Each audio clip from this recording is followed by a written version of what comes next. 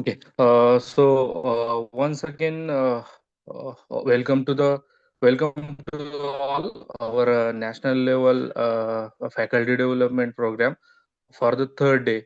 Okay, first 2 days we have the great learning. Now on the third day we have our eminent speaker, Mr. Shamkant Mirashi sir. We start with of their bio. Mr. Shamkant sir, welcome sir. Thank you so much, sir. Thank you so much. Okay, sir. It gives us great pleasure to welcome sir as a distinguished speaker for today's event. Then, Mr. Mirashi sir is a postgraduate in physics and seasoned industrial professional with over 25 years of rich industrial experience. He is a serial entrepreneur and qualified energy manager with strong expertise in energy efficiency and sustainable cooling solutions. He holds several prestigious professional certifications, including lead auditor, ISO, BSI, and green building accredited professional IGBC. For more than a decade, Mr. Mirashi has been actively working in the domains of energy efficiency, alternate energy sources, and low energy air conditioning system, contributing significantly to sustainable building practices. His core area of expertise lie in a low energy air conditioning system, particularly evaporative cooling technologies, which have found successful application in industrial, commercial, and institutional facilities. In recognition of his impactful work, he has received award from reputed organizations such as CII and WWF.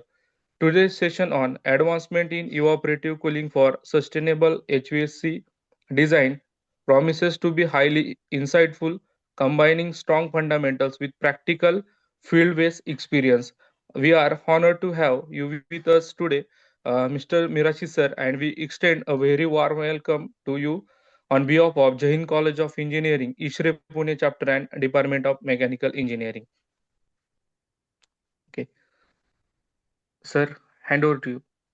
Thank you so much, sir. I mean, that's a very heavy introduction. I'm not too sure.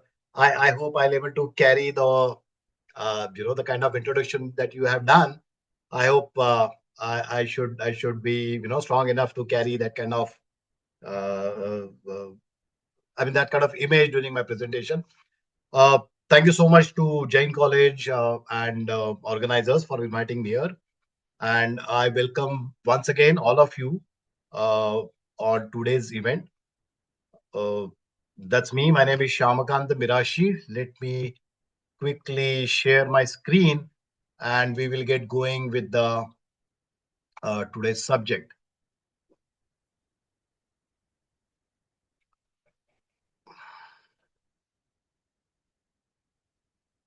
Right. Is my screen visible? Yes, sir, visible, sir. Right. I'll keep my camera off just to ensure that the bandwidth is optimally used.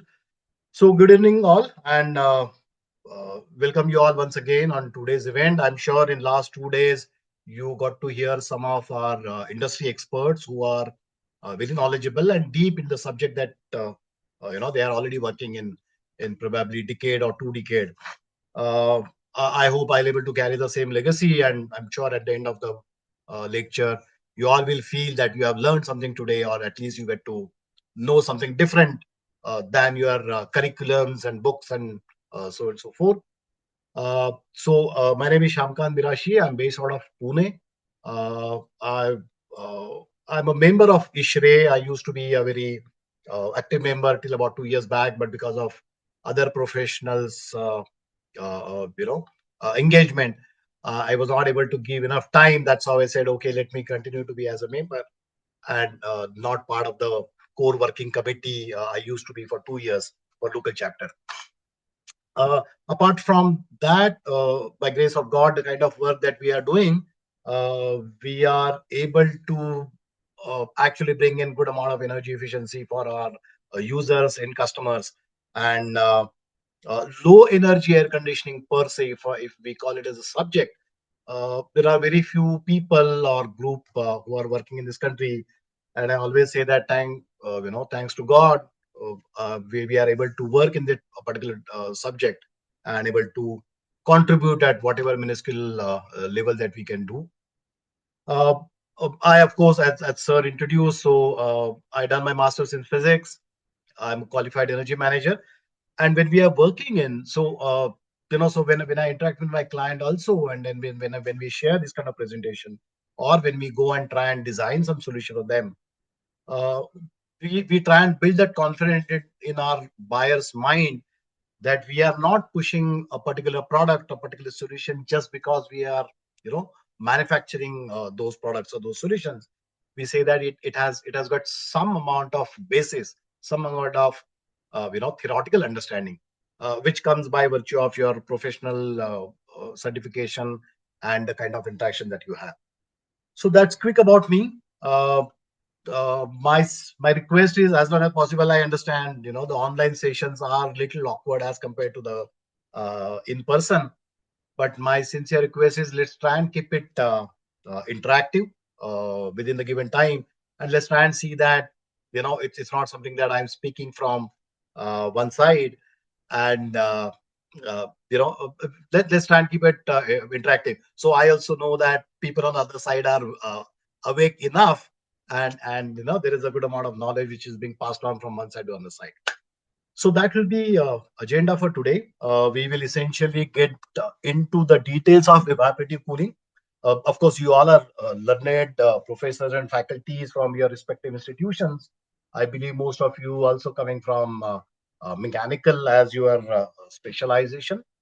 So some of the theory will be known.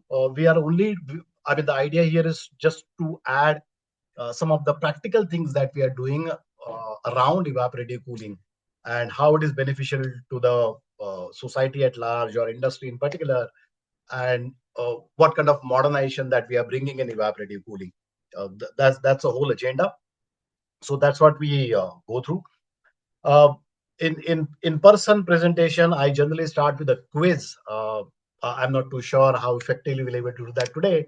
So instead of going as a quiz way, I'll say that, okay, so I'm sure almost all of you in the audience will be aware about what are these, right? These are the various synthetic refrigerants those are being used in modern day air conditioning, right? R11, R2. Of course, talking about sustainability, some of these refrigerants will be absolute in any time from now because of their ozone depletion potentials and so on and so forth. And then there are modern set of refrigerant which are coming in, which are hello. And then there are now new and modern refrigerants which are coming in the market, which have almost zero ozone depletion potential. They are comparatively efficient. Their green gas emission potential is also comparatively lesser, and so on and so forth. So there are plentiful of them. I have only listed very few of them. So these are the refrigerants which are known and which are being used by industry for last 40, 50, 60 years maybe, right? To build air conditioning systems. These are some of I should not call it modern, but these are alternative refrigerant which industry is trying because of the advantage they offer. So let's say in case of ammonia has got zero potential for ozone depletion. If any amount of ammonia released in the atmosphere, of course, it may have its own disadvantages or it may have its own issues, but ozone depletion, it doesn't happen because of ammonia. Same thing goes with carbon. We have plentiful of carbon around us. uh, Carbon emission itself is a subject into itself, and I'm sure somebody will be speaking on that subject. But industry has started going for carbon dioxide based refrigerants and air conditioning system. This is all started when we realized that the refrigerants that we used all this while, they are creating problems, like they created a hole in the ozone layer on top of Australia. It leads to a lot of challenges, including uh, people observe that there are a lot of skin cancer which has started getting the number of patients for skin cancer started going up because there were a lot of UV radiation that's happening, and so on and so forth. So industry essentially started looking at alternate refrigerant, which will do similar job, but they will do lesser damage to our environment, to ozone and so on and so forth. Again, propane. Propane is being largely being used, especially today. Although propane has its own limitation that amount of propane can be installed per room or per given square feet. There is a limitation because of its flammability. But they are using in smaller quantities for the display cabin that we see, where ice creams are stored or your cold drinks are stored, and so on and so forth. I'm not too sure how many of you have heard about this refrigerant, which is called refrigerant 718. And this is the refrigerant which is available in abundance in environment. And this refrigerant is nothing but a water, right? I'm sure some of you are may have heard about this particular number R700. But water is also designated as one of the refrigerant, and it has given a number uh, in this global directory where the refrigerants are listed. Water has given a number as R718, right? Uh, so let's see that how this water can be effectively used for comfort cooling application, and in coming time, let's see that how this can be used in such a way that either the load on the air conditioning system will go down, or if when it's combined with with the present day air conditioning technology, how this combination can help us to build more sustainable cooling solution. That's the whole idea of today's presentation. Uh, when we talk about a cooling, we essentially talk about comfort cooling, which is for people. So cooling a room, cooling an office, cooling a school, cooling, maybe IT towers and so on and so forth. There is also cooling requirement, and especially in modern days, it is going up, uh, where a process, industry process needs a cooling. Uh, Excuse me. So process cooling is somewhere if I'm running a process, like if I'm a pharma company, today data centers is one of the major guzzlers where air conditioning is used so extensively, right? So that's how the cooling requirements are segregated.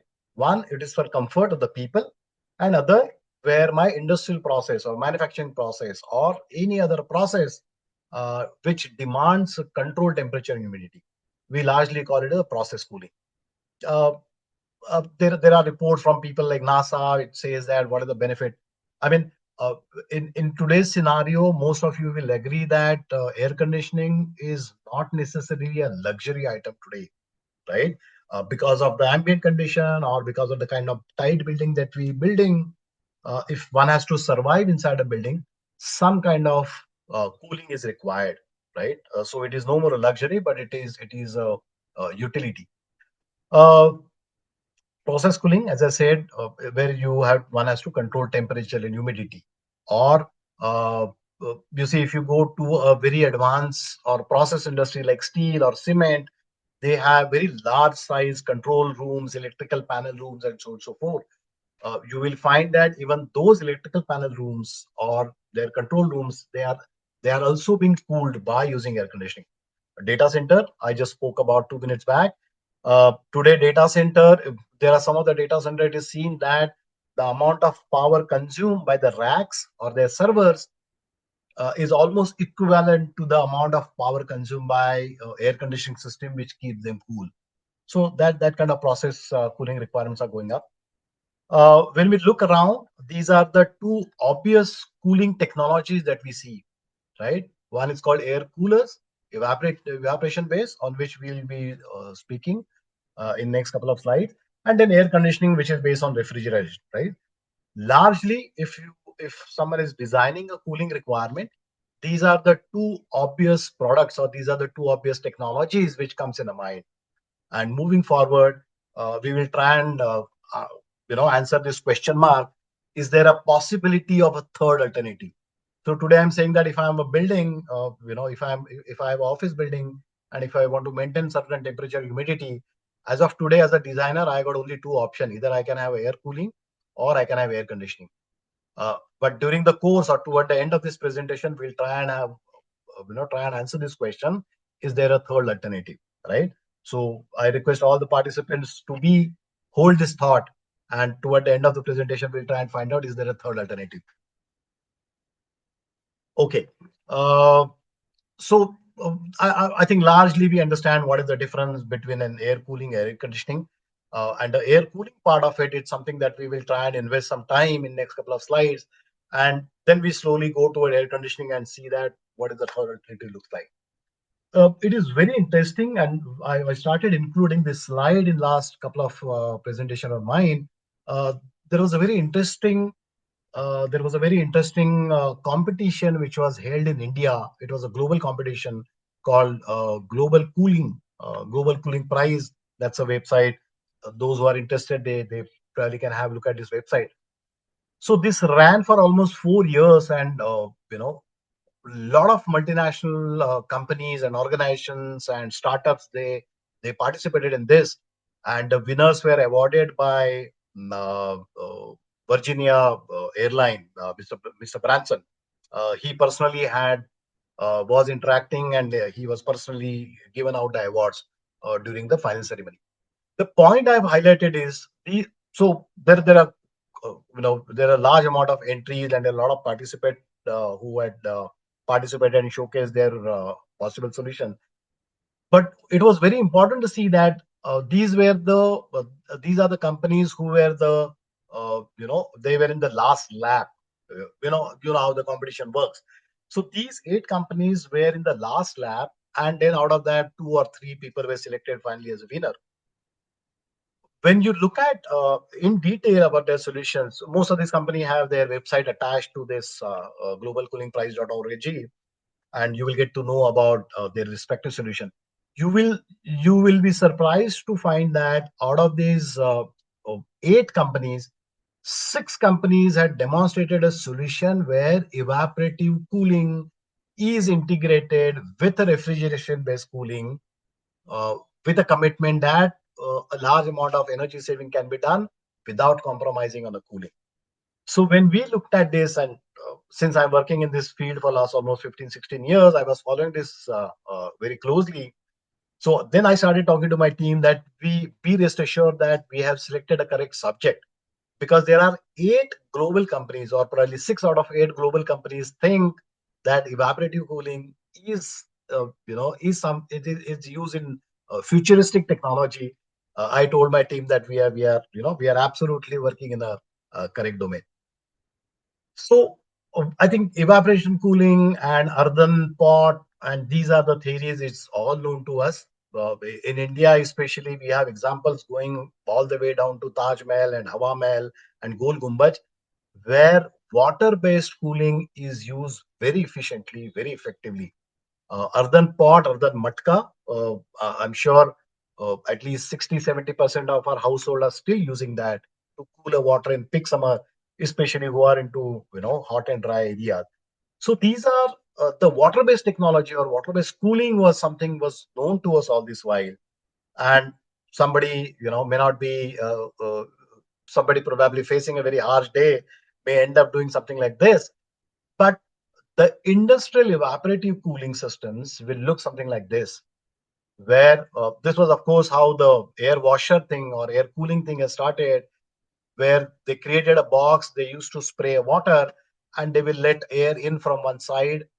They will ensure that the air will get in touch with water as much as possible, and then the air will come out from the other side. These are, of course, early days of air coolers or air washers. The modern air coolers, I'm sure again some of you in the audience will have air cooler at their houses or at your departments. This is how the modern day air cooler looks, where you have a cooling media. This is a typically specialty paper based honeycomb structure, as it is called. Then there is a water sump, a small water pump which will circulate the water on the media, and there will be fan which is used so that the air will travel through this cooling media, and we get a cooling.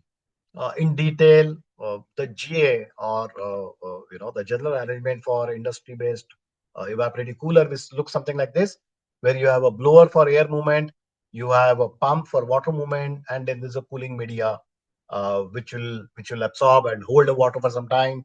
air passes through it, and basic evaporation happens. We all aware, so I'm not investing too much of time. These are some of the terms that we often use when we talk about any type of cooling for that matter. Dry bulb, wet bulb, humidity. You all are learned professors, so you know this definition by heart. So let me not get into too many details. But the idea of introducing it here, because we'll be using these some of these terms in the subsequent slides, and then we will try and see that what are the differentiators that we are bringing on table by playing around with these with these definitions and with these workings. So grain of moisture, I'm sure, I mean, most of you are aware about this, so let me not spend time on the definition. But these are again the terms which are being used while evaluating or while confirming the performance of evaporative cooling. Because the moment I say that I have a product which is for industry, industry would definitely like to evaluate on its merits and demerits.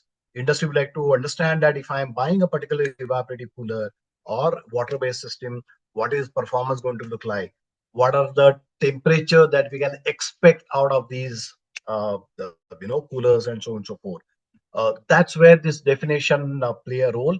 What is the wet bulb depression looks like? What is the range or what is the drop in temperature they can expect? Like so yesterday we were talking to a consultant who was building a cooling system for a large upcoming factory. We are talking about what, almost 7-8 lakh CFM worth of air to be provided for this particular factory. So there the discussions were, okay, what is the drop we can expect if we are in Aurangabad, ambient goes to 45 during that, what is the temperature that you can offer out of your systems and so on and so forth. So that's where these definitions and these terms play a crucial role. And then industry also looks at what is the air changes per hour, what is the amount of air that need to be pumped in so that we can take away the heat from the room and so on and so forth. So again, most of you are aware that when I'm evaluating a evaporative cooler, we looked at that. What is the incoming air coming in? What is the depression? That means what is the gap between the dry bulb and wet bulb? And what is the efficiency of the cooling media, basis on which one can calculate the what is the supply temperature that one can expect. So we are based out of Pune, and these are the standard temperature that we consider for summer. 40 degrees my dry bulb, 24 degrees my wet bulb, and in such condition we can expect a outlet of the. So if we build a air cooling system, evaporative cooling system efficiently, one can expect anywhere between 26-27 degree as a air coming out of my evaporative cooler. Right, that's the definition. Very basic arithmetic. I'm sure you must have done it multiple times as a part of your thermodynamics while you learn while you were a student, and of course now when you are addressing hundreds of thousands of students. So this is how one can look at the performance, and this is how one can this is how the representation of the process. So these are my legends. We have said that a sample 10,000 cubic feet per minute kind of a air, a kind of a system which has got a filter, then the cooling media, and then the blower, which will move the air. That's my legend. So this is my dry bulb. That's my wet bulb. That's a absolute moisture. So we say that this is comparatively hot and dry air passes through the cooling media. We get a comparatively colder air, but in the process, the moisture gone up, the humidity has gone up. So we have removed the heat out of the air by adding good amount of moisture into it. On psychrometry, this is how it will show. Again, this is a subject known to you. That's why I'm not investing too much of time. We'll invest little time in the process which are comparatively newer, which we're going to talk. So that's a kind of temperature drop one can expect. That's the amount of water picked up. Psychrometry is a known subject. Psychrometry is the calculator for entire HVAC, we call it, because this can be used very effectively when we draw processes like cooling, heating, sensible cooling, moisture removal, dehumidification, reheating. All these processes can be well explained on this one chart. Today, of course, gone are the days where we take a chart and start plotting. We use computer-based softwares where data can be fed, and these kind of results can be taken out. So this is also a result out of that. Uh, Again, conclusive note on how the evaporative cooling works can be well explained on psychrometry. Uh, the cooling can be achieved. It can be as high as 100%. Of course, no system can be 100% efficient. So one cannot have 100% saturated air. But yes, depend on the efficiency and effectiveness, one can expect a performance. Why choose? Again, I think last 10, 15 minutes we are talking about evaporative cooling. Why industry or any user for that matter, why you are using is, of course, it offers a comparatively good cooling. Uh, the initial cost is slightly economical than your mechanical based air conditioning systems and so on and so forth. And if you are coming or if you are operating into hot and dry area, this really gives a good comfort. I'm not too sure if anybody in the audience is coming from areas like Nagpur or Vidarbha and that side. You are aware what I'm saying. The moment you switch on your air coolers in the month of April, things are absolutely, one feels like heaven there. Uh, these are, of course, benefit. It brings in 100% fresh air. As I said, it helps you to maintain good temperature, good humidity. No CFCs are being used, and so on and so forth. That's of course the advantage why one is adopting it. But having said that, they of course come with a set of limitations, right? Because as we are aware, the air is highly moist. It contains a lot of moisture, and you may come across a lot of areas where so much of moisture may not be allowed. Uh, it may not be beneficial. Let's not even talk about very critical applications like pharma and data and so on and so forth. Data center, I mean. We say that if I have a garment store and if I start pumping so much of moist air inside a garment store, eventually it may not be good for all that kapda which is stored inside that store. Because over a period of time, all the cloths or all the garments which are sitting inside, they may start absorbing the moisture. They may lead to uh, you know uh, they may lead to some kind of life growth onto it. Maybe fungi can start growing and so on and so forth. So these are not so critical, but at the same time, they may not appreciate evaporative cooling installed with it. Something similar happens with, let's say, let's say where a lot of wood is being stored, maybe a furniture factory or a furniture store. If we start dumping so much of wet air inside, all that furniture may start absorbing the moisture, and it may hamper the life of that furniture. So there are certain areas, there are certain applications, or there are certain geographies, right? You will not see a air cooler in Mumbai for obvious reason. If anybody from Mumbai in this audience, you are aware what I'm saying. You come 30, 40, 50 degree, 50 kilometer out of Mumbai, you can use air coolers happily. We have a very large installation for a very large warehouse outskirts of Mumbai, an area called Bhiwandi. Somebody who's aware about Mumbai as a area will be aware what I'm saying, and they are happily using it. Gives a lot of comfort, and these are very large system. It's a huge warehouse for a e-commerce company, and their entire warehouse is being maintained with our systems which are based on water. So although there are a lot of advantages, there are certain disadvantages which are offered by evaporative cooling. And that's where we have started looking at what are the other opportunities for evaporative cooling systems. Because if it is so advantageous, if it is using so much of less power, if it is using a natural refrigerant called water, how can we make it to use in a modern applications, to in a modern buildings, to an extent to where a particular version of it I can use it for data center, right? And there are possibility we will talk about in subsequent slide. So that's where there is a new technology in evaporative cooling has come up. It is called indirect. So what is direct evaporative? The evaporative cooling that we spoke in last couple of slides, we say that where air and water come in contact. Like you remember there was a cooling media, water sprays onto it, and air travel through that media. so that air and water, they come in contact. That's where the air loses its heat to the water.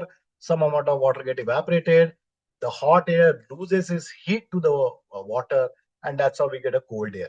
That's what all evaporative cooling is all about. We from understanding perspective, we call it direct evaporative because the air and water coming in contact. Subsequently, and we are happy to say that we are playing a critical role, especially in Indian market, to develop this new technology called indirect evaporative cooling. What is indirect evaporative cooling? So we spoke about a media where air and water coming in a contact. What if we can build a plate heat exchanger and we evaporate the water on one side of the plate, right? Just imagine hypothetically that there is a plate. The moment I say plate, I have two surfaces, right? Both the surfaces of the plate. So on one side of the plate, we spray water, we evaporate that water, which again produces cooling. Now this cooling, when we are doing in very confined manner, in a very short, in a very small area, that cooled water or that cooling which is produced by virtue of evaporation also cools this plate, right? So what I'm doing is I take a plate and on one side of the plate I spray water. I evaporate that water by using a small quantity of air. Because of the evaporation, the cooling happens, and that cooling happening in very small area, which is cooling the basic plate itself.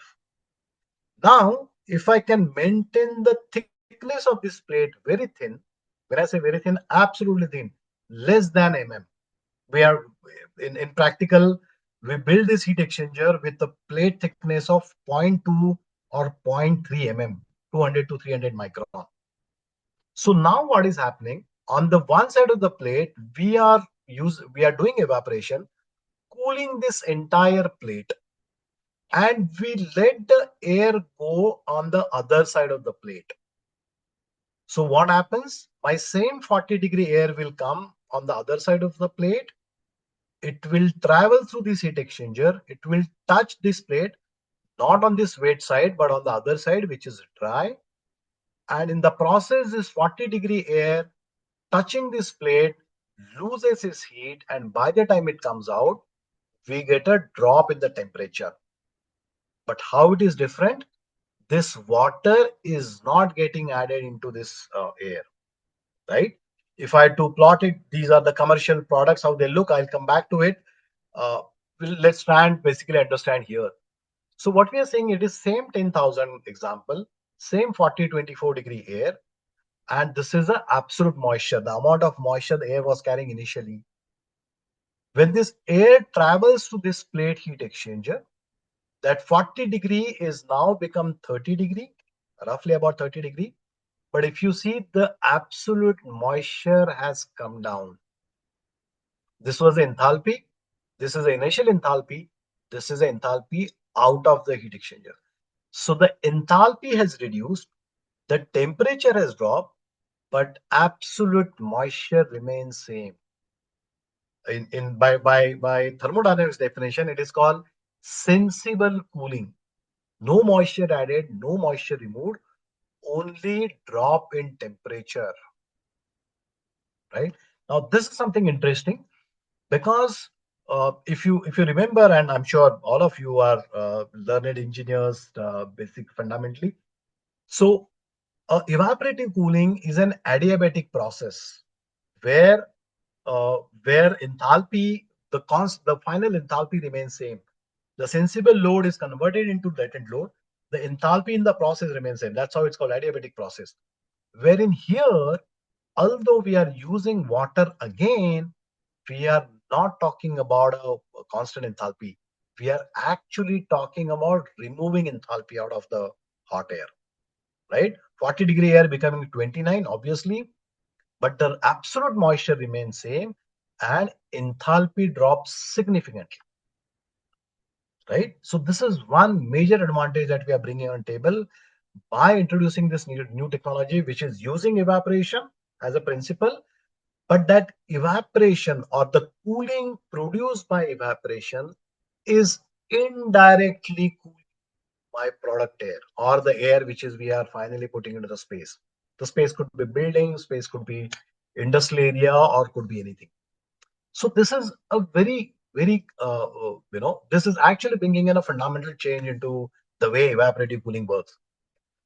So now we are able to achieve this cooling where the moisture remains constant and there's a significant drop in temperature that happen, right? Uh, Arithmetically, the equation that we saw remains the same, dry bulb minus wet bulb, but here now the efficiency of the heat exchanger. And since we are using a cross flow plate heat exchanger, we limit the efficiency to 65%, which is also mentioned in our engineering books. And this is something that we have tested. We have also got it tested by a psychometry lab. So for same 40-24 degree, we can achieve a 30-degree air, but we generally say that my incoming air was hot and dry. Now my outgoing air is cold and still continue to be dry. Why? Because my absolute moisture remains the same. So this is one significant and fundamental change that we have done. And so this itself can be used for a lot of industrial applications where one is comfortable at 30-degree and yet they don't want a lot of moisture coming in. So we have few applications, or we have few installation where only indirect evaporative cooling, only the heat exchanger will be used. So the air is cooled by 9, 10, 11 degree depending on the ambient conditions, and the air is as dry as it was in the outside, right? So bringing in definitely a lot of changes. And today we are going a couple of steps ahead, and we say that what if we can combine both this technology, the indirect and direct, you will be absolutely happy to know that. So that means I will have a cooling system which has got my plate heat exchanger followed by the conventional cooling media. And the end result, let's forget the arithmetic for a time being, but the end result is my same 10,000 examples, same 40-24. Now, again, as a learned professor, you are aware that my adiabatic process, my evaporative cooling, is always limited by wet bulb.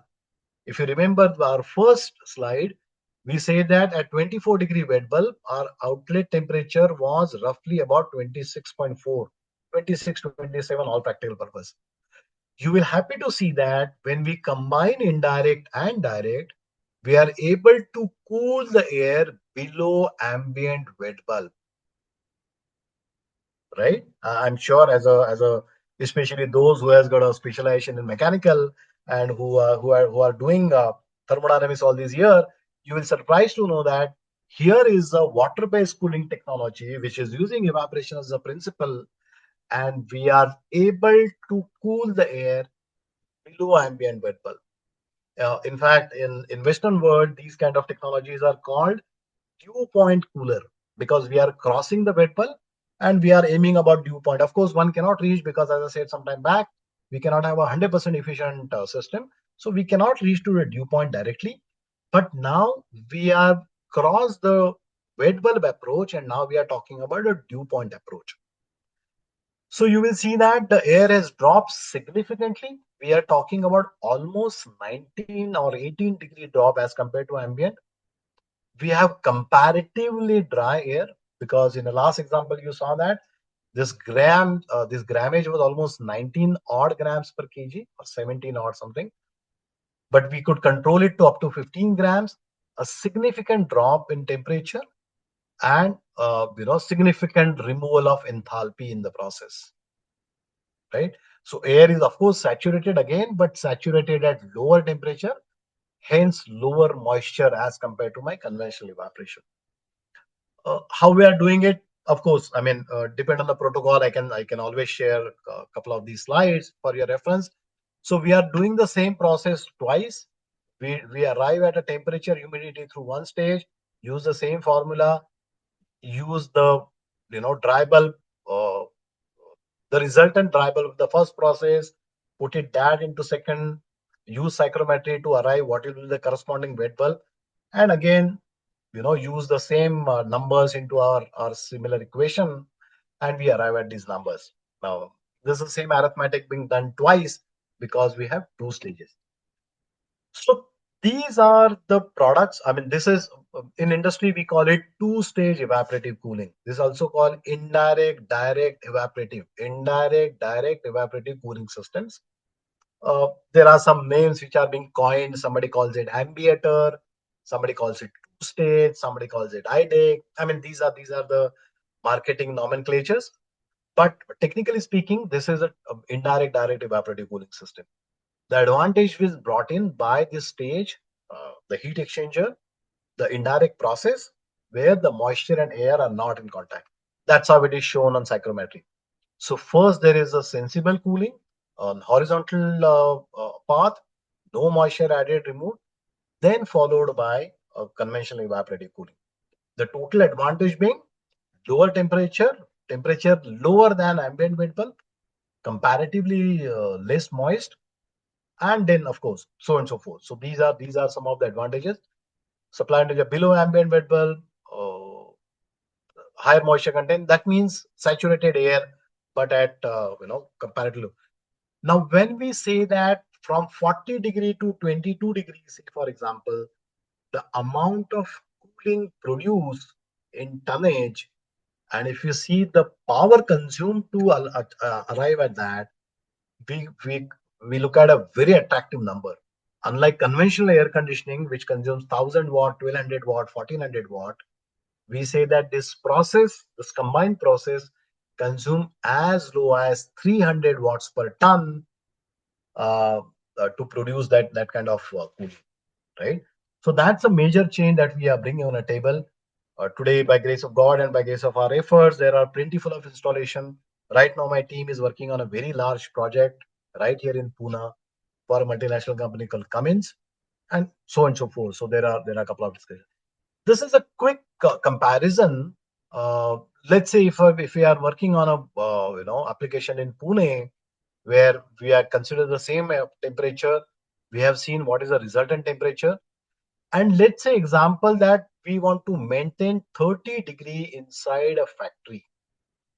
If I'm designing a system so that my user can have a comfortable temperature of 30-degree inside, and if I have a two option, what is my conventional evaporative and two stage, what is the comparative looks like?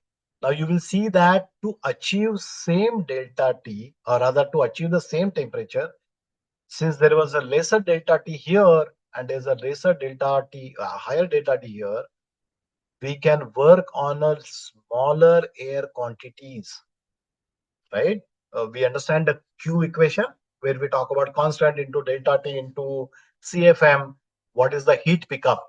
When we put this number in the same equation, you will realize that since the delta T is less here, we had to pump in more quantity of air, maintain desired temperature. Wherein since we have a higher delta T here, we can pump in comparatively lesser air quantity to achieve same cooling. So when we look at the techno-commercial comparisons, of course, economics we haven't highlighted much here, but one can see that although we are achieving same amount of cooling, the power consumed will be lesser because this is very fundamental. If I have to blow so much of air, my blower capacity, my motor capacity will be higher. This is almost 50% of that air. So my blower size, the motor size, everything goes up. Even the water consumed in the process is lower, right? Because today, when we are talking about sustainability, it is not power alone. It is also about conservation of water, conservation of all the resources, right? That's the advantage we are trying to bring in. And that's one step towards sustainability, that instead of using conventional air washer, air cooling, evaporative cooling system, we are going to a stage ahead and saying that these are the sustainable benefit, uh, which could be for your modern building, modern factories, and so on and so forth. We have started giving this kind of chart to our prospective buyer. We say that, let's say if you're in Hyderabad and your operations, I mean, whatever activity you are doing inside your factory is as such that you are comfortable anywhere around 30 degree plus minus one, let's say, for example. then you don't need air conditioning. We are saying that 99% of the time or 100% time of the year, you can survive and you can attain this temperature inside your factory just by using water-based evaporative cooling system. You don't have to go for air conditioning. If it is critical where you have to maintain something like 27-degree or below that, then you can still use it for 46 or 70% time of the year, right? Today, when we are talking about sustainability, people don't mind to have higher initial investment. Somebody may say that, yes, I will use air conditioning and your IDEX system both, and I will run one at a time depending on which is beneficial at that point in time, right? So that kind of possibilities are emerging, and we are also assisting our clients and consultant that how they can take advantage of these technologies into their buildings and factories.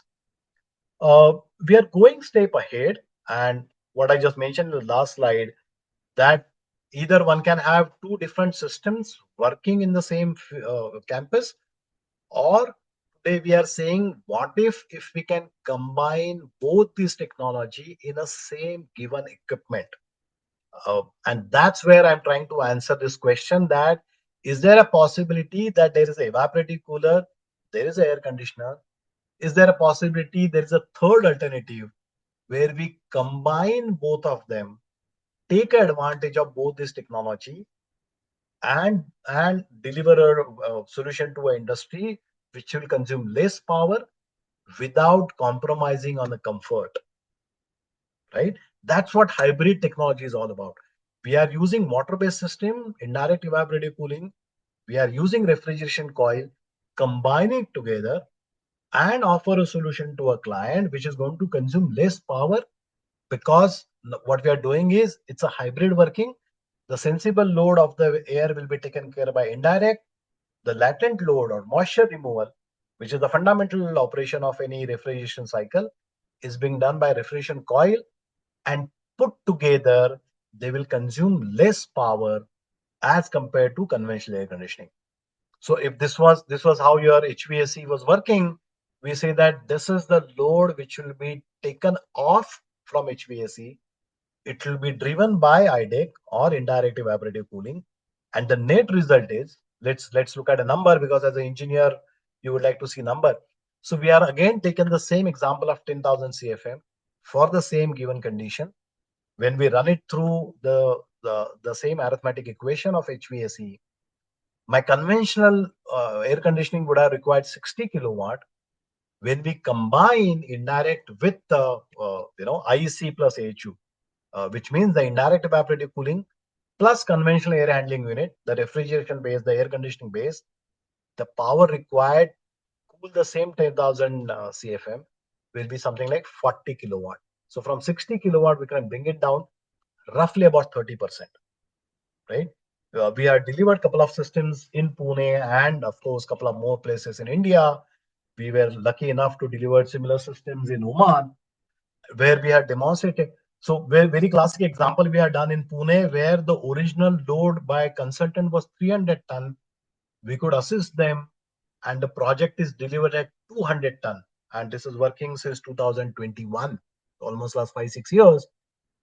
Just imagine 100 ton avoided, right? Which, even if I say most efficient air conditioning technology will consume 1 kilowatt.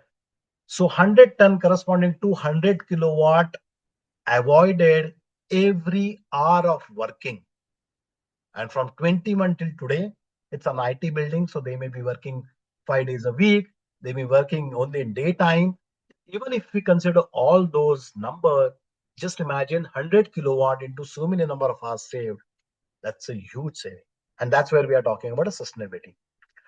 So I said initially, we are not limiting ourselves to the comfort cooling applications alone.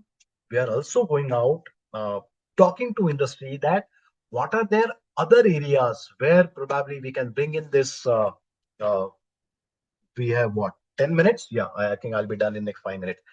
So we are going beyond the comfort cooling application. We are going beyond application where people need a comfort. We are also trying to say that industry today guzzling a lot of power to address to their process cooling applications. And we are trying to assist them that how we can bring in this technology, combine it either along with your air conditioning or use it standalone and offer you a good amount of energy saving, a good amount of water saving, and so on and so forth. Some of the applications like control rooms, panel rooms. I'm sure most of you will have exposure to industry. If I'm going to a process industry, my loads are in megawatts, right? A steel plant, paper plant, chemical plant, they have megawatts of load. All this load is getting distributed through panel like this. This is a generic photograph, not from our any installation or something. This is generic photograph. But just to give you an idea, now they produce a lot of heat, and it is all sensible heat, right? In lighter note, I always say that these panels they don't cry, they don't sweat, so there is no moisture inside the room. There's a lot of sensible heat, and that heat can be addressed by using water-based technology or a hybrid technology where we combine them. Incidentally, there is also an IEC standard. IEC is a global standard for electrical appliances and so on and so forth. So the condition that we are offering or recommending or committing, they are well within this IEC standard, right? So it's not that we are compromised. So we always say that when we are talking about a saving, they cannot be at the cost of process. We cannot say that what sir thoda rusting ho jayega but aapko energy saving milega. No, they cannot afford that. They cannot afford any control, any compromise on their process, any compromise in their production. In spite of that, they want an energy saving. So we say that yes, if you have a global standard, we comply to that, and along with that, we can offer you saving. We have delivered this to a power plant. We have given it to a pipe manufacturing company to cool their panels and so on and so forth. Again, there are a lot of industrial application. Those who have exposure to industry, they will be well aware. When you go to a car company, they have very large paint booth where they paint the car. They use a lot of air conditionings to maintain the temperature and humidity so that the paint application will be correct. It will not spoil.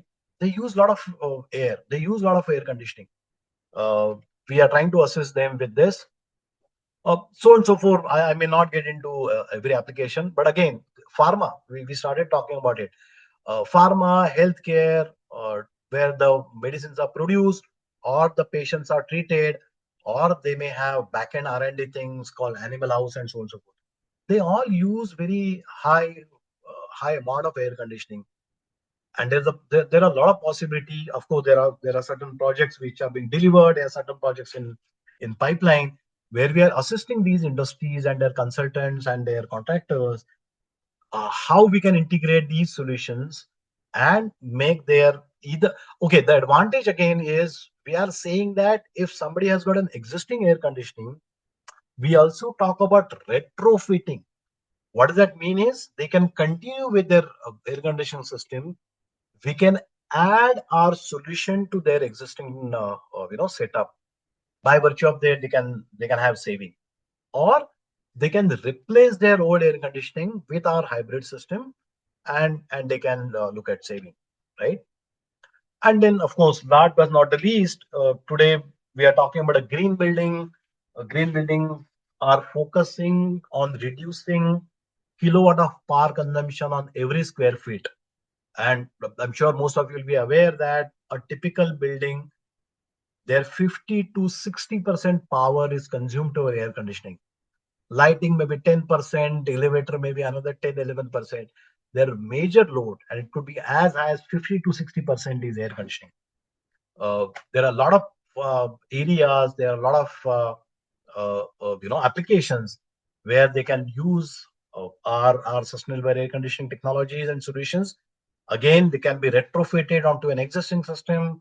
They can be added on at the later date, or they can looked at as a replacement. So that's the kind of work that we are doing uh, based on time and protocol. We'll be happy to take a question. I think we are left only with 5 minutes.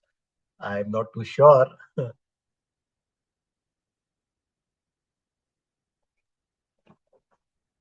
Okay, thank you very much, sir, for your beautiful presentation, sir. Pleasure, sir. Pleasure mine. If anyone having any questions, now platform is open for asking the question.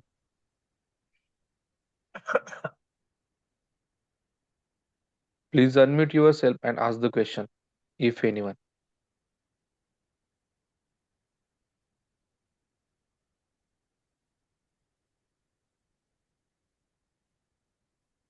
So the we speaker use a standard sentence here. There is no question. That means either everything is understood or nothing is understood. So I'm not too sure which one of it. Sir, I'm having one question. May I? Sir, Sir, please go ahead. conventionally, we know that in evaporative cooling, we cannot reach a temperature below wet bulb temperature. Right, sir. However, you said that in combining this indirect and direct cooling, we can Right, reach below the wet bulb temperature. Although right. the water temperature, you are considering the ambient temperature. Absolutely, sir. So, how is it? Can you explain? Sir, in fact, we are using a cooling tower like arrangement, right? And we are cooling the air in the first stage where water is not getting added. So, any evaporative cooling system will look at the wet bulb of an incoming air, right? And then it will try and attain that wet bulb. Now, what happens in two stage, or rather, what happens in conventional air conditioning? You have one cooling media, air, water coming in contact, and we are trying to attain the wet bulb which is available, which is incoming air. And of course, 100% efficiency not possible. So we start traveling toward a wet bulb, and that's where we say that it is limited by wet bulb. What happened in two stages? In the first stage, we are pre-cooling the air, where not only we are shifting the dry bulb, we are also shifting the wet bulb. Because the temperature is dropped, absolute moisture remains the same. So net effect is the wet bulb drops. And in the second stage, again, when we are adding a water and air, this time it will look at the modified wet bulb and not the ambient wet bulb, Okay. right? So it Yes. is trying to attain this already lowered wet bulb. The net effect is it goes below the ambient wet bulb. So it is still limited by wet bulb. The evaporative stage, the second stage, is still is still limited by the wet bulb, but it is not ambient wet bulb anymore. It is that lowered. It is that uh, Modified wet bulb. modified wet bulb. Yeah. But through your experience, can you tell me how much lower than the original wet bulb? We typically talk about 2 degrees below the ambient wet bulb is possible. Below ambient bulb. Yes, Okay. Thank you, sir. pleasure, sir. Sir, can you let me know about the fog formation occurs, right? So relative humidity is more than 100%, right, sir? So can you explain the phenomenon, sir? During fogging, Fogging. What actually happens between the moist air and the dry air? no, fogging happens when there is a temperature difference and air has got a lot of moisture onto it, right?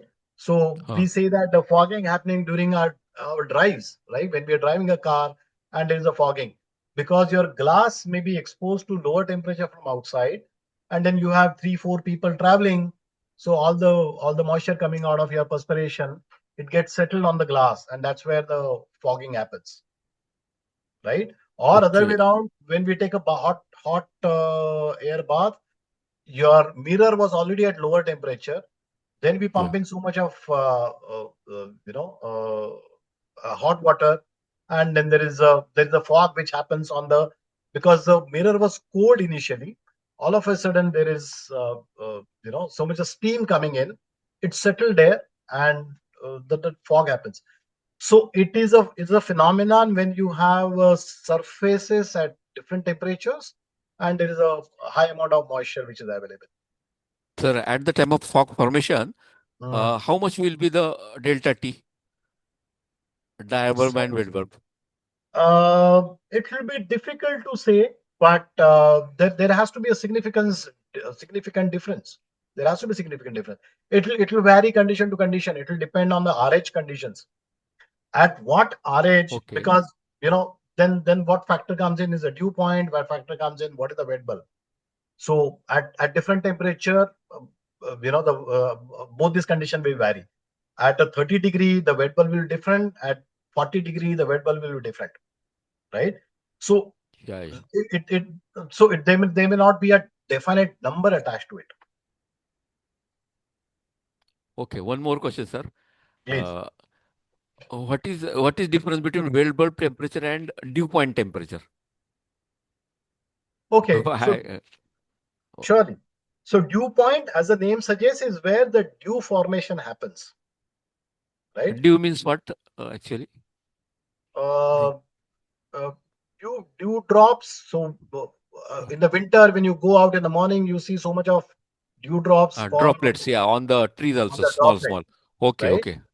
Huh. So what we essentially saying that the water is always available in the air in the form of these are particulates, or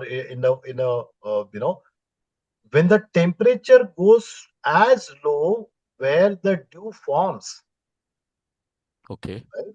So that's a temperature where the water start condensing.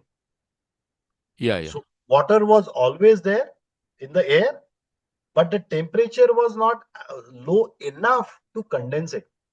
So very basic and fundamental is when you pour a cold water just out of the fridge, pour a cold water in a steel glass and put in a Yeah. table, you will Yeah, yeah. find that the dew formation happens around it, Droplets. Yeah, yeah. Around the glass. Right, right. right?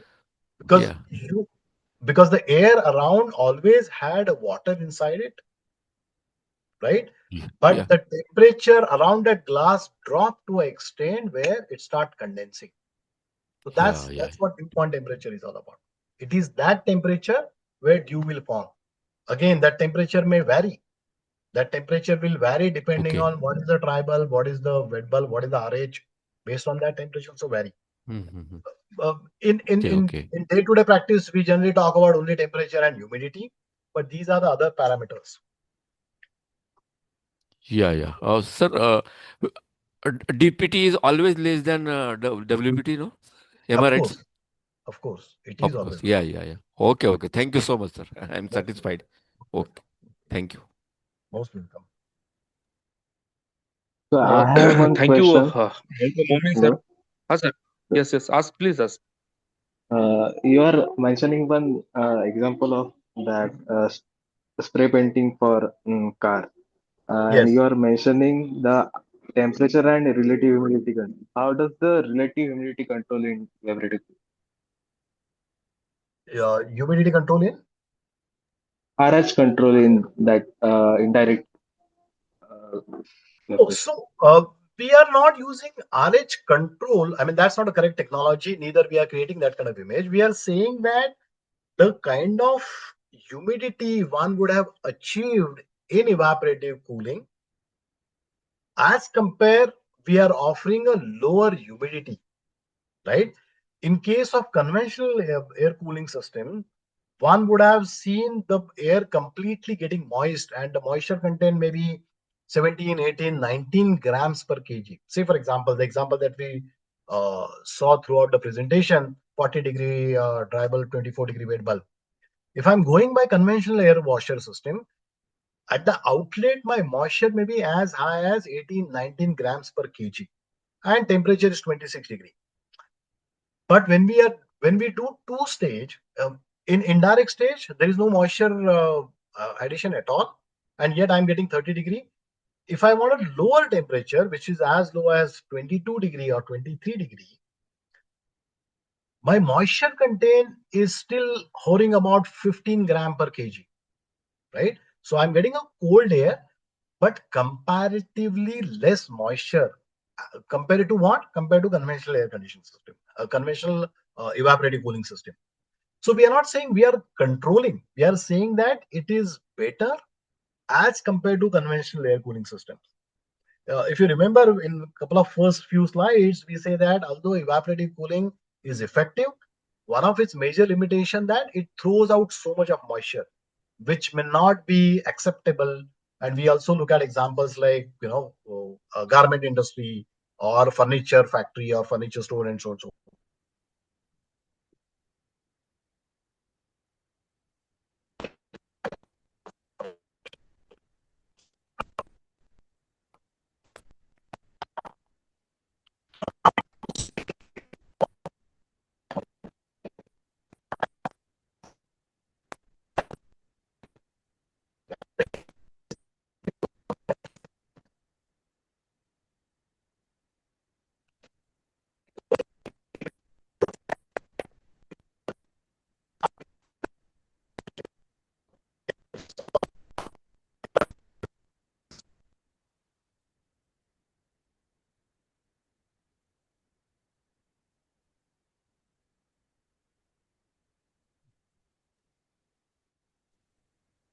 Hello, sir. You are not audible, sir.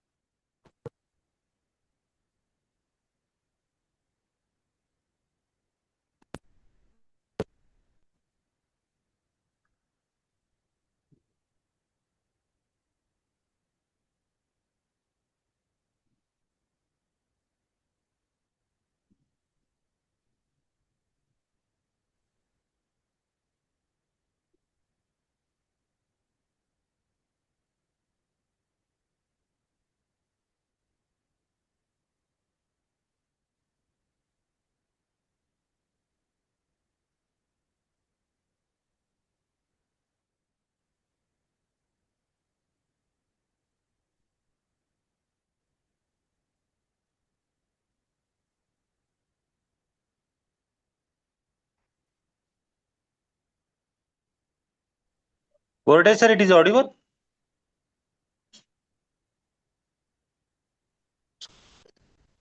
Hello?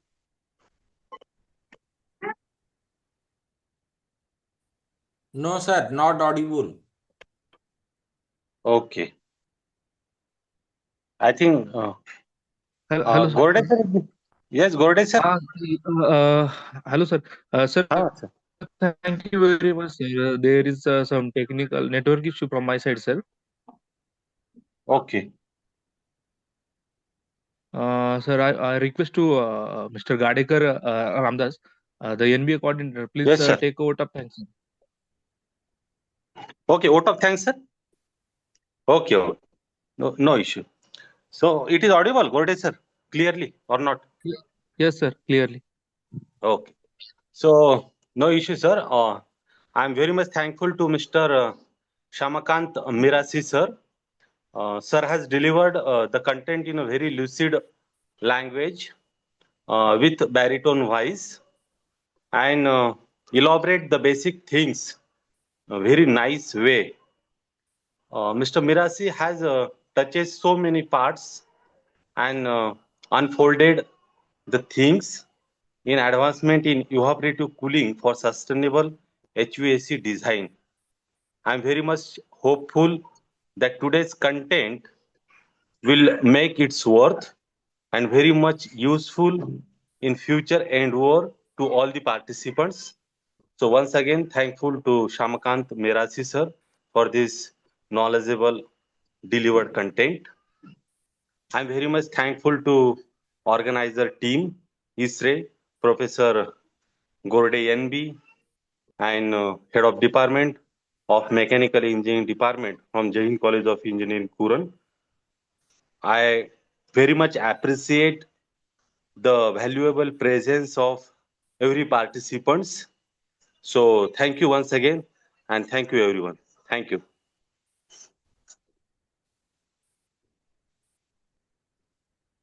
Okay, Gorde sir. So we wind up this.